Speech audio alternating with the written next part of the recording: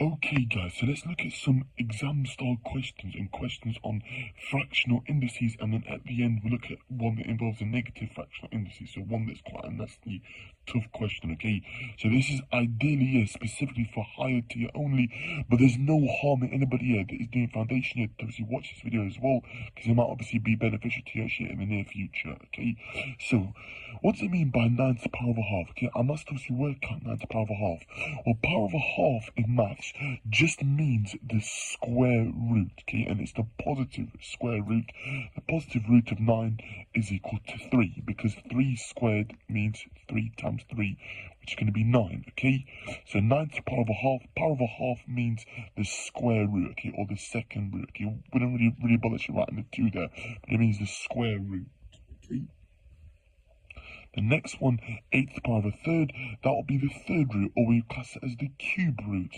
So the cube root of 8 is equal to 2, okay, because 2 times 2 times 2 is equal to 2 cubed, which is 8.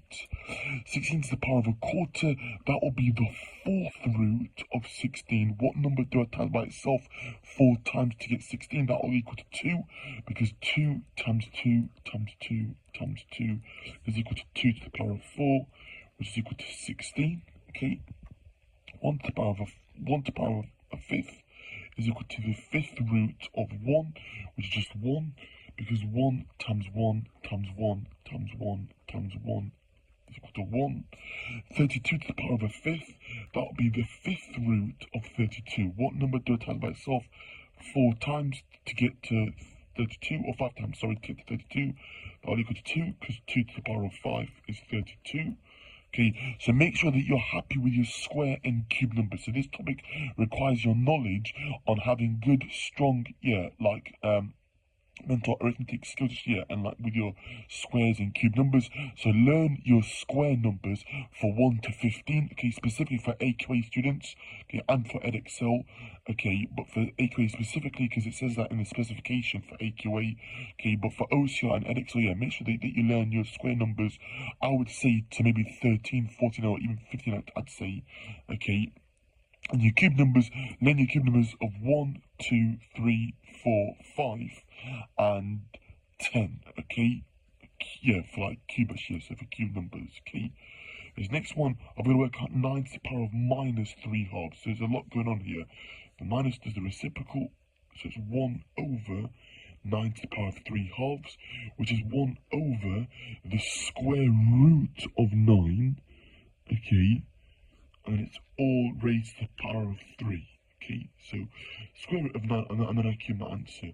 The square root of 9 is just 3, so I have 1 over 3 cubed, which is equal to 1 over 27, because 3 cubed number means 3 times 3 times 3, which is going to be 27, okay? So the answer to this problem is 1/27, okay? And that's how to look at, okay, negative and fractional powers, okay? So just obviously be clear, guys, just obviously summarize. Power of a half means the square root. Power of a third means the cube root. Power of a quarter means the fourth root, okay? Power of a fifth means the fifth root. Power of a sixth is the sixth root, so on and so forth, okay? So in general, if I have x to the 1 over y, it's the y-th root of x, okay? The y-th root of x. So make sure that they obviously learn that for your exam. Okay, and lastly, if it's like a to the minus x over y, then it goes to 1 over the y-th root of a, and then all raised to the power of x, okay?